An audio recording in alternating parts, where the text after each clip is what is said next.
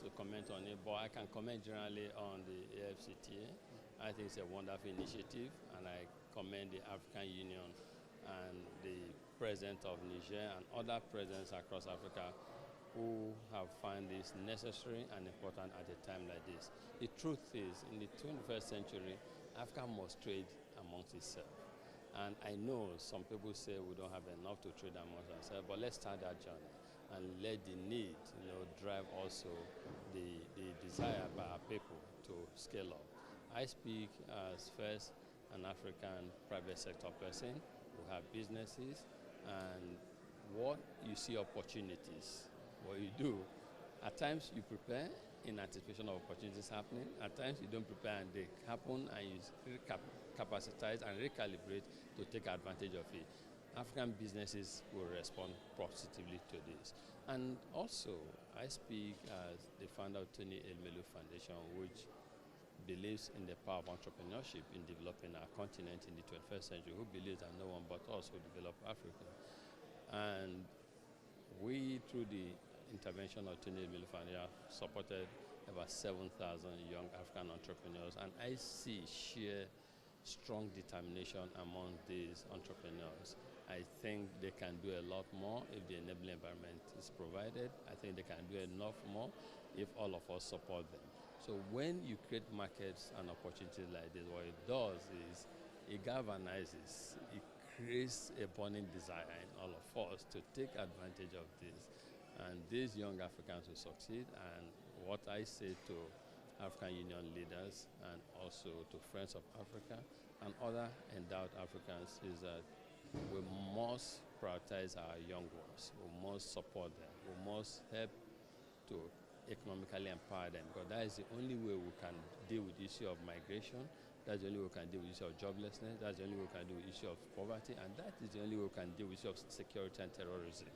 So this, in my viewpoint, is a huge loss for the continent. But for us to feel the full impact of this and realize it, we must put our young ones in front. With respect to Nigeria, because the president's going to be coming to the summit tomorrow, he will sign the deal, but Nigeria was one of the big holdouts for this entire trade deal.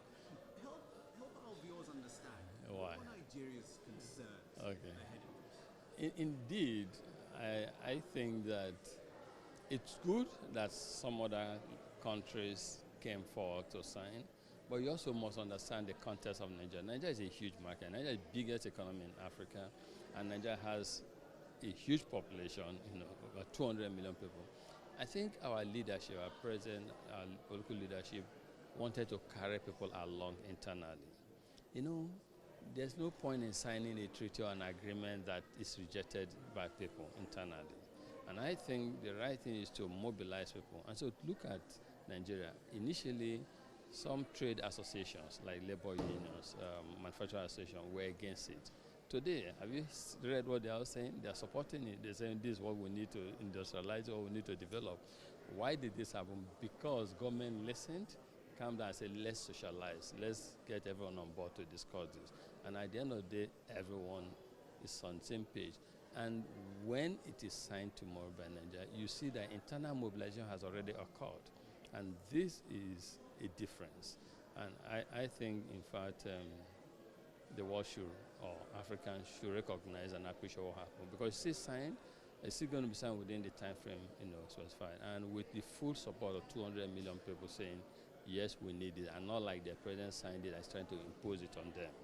And coming back to what I was just saying, why we're here, the Tony Elumelu Foundation and UNDP signed a partnership here, to identify and support additional 100,000 young Africans by giving them seed capital up to $5,000 each, by training them, by mentoring them, by creating virtual marketplace through the TEF Connect, Tony Elumelu Foundation Connect, to make sure that the yearnings, the aspiration, the purpose for AFCTA is achieved. Because AFCTA on its own cannot be achieved if you don't deal with the production base of the continent. And when you have more small and medium-scale enterprises producing, then people can take advantage of the huge platform that has been created here. And that is why we thought the UNDP and Elumelu Foundation, our own way of complementing from private sector and from development partners what the African leaders are doing or have done is by making sure that we support additional 100,000 people, especially from the Sahel and the Lake Chad region. One last question from me before I give way to my colleagues.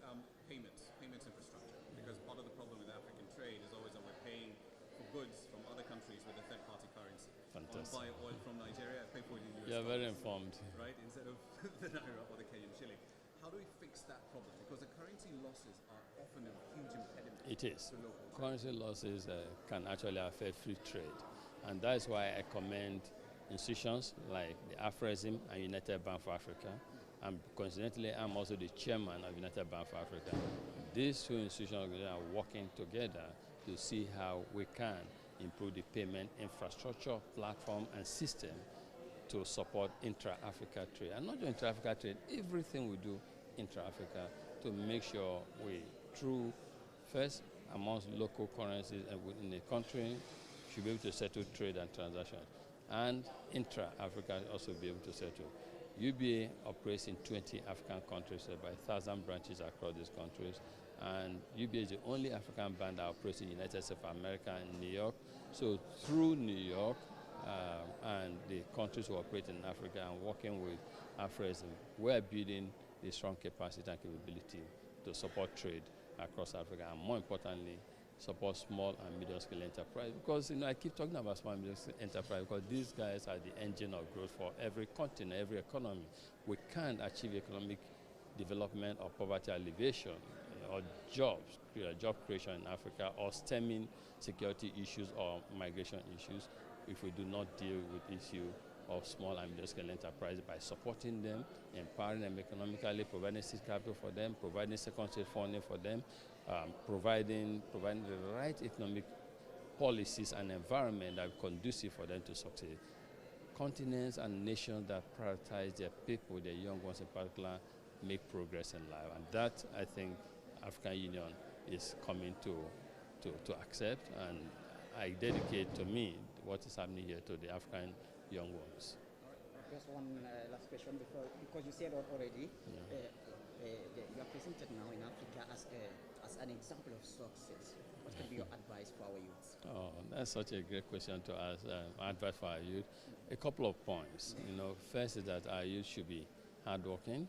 They should be disciplined. They should think long-term. They should realize that entrepreneurship journey is not a short-term journey. It's a long-term journey. You have ups and downs, but ultimately, if you stay focused, you get there. And for them to know that their own time will come. If people like Elumelu got to where we are today, they can even do better because I didn't have the kind of background that most of them have today. So the future for Africa is here. Our young ones should embrace what you talked about. Thank you very much. Thank you so much, Mr. Elumelu.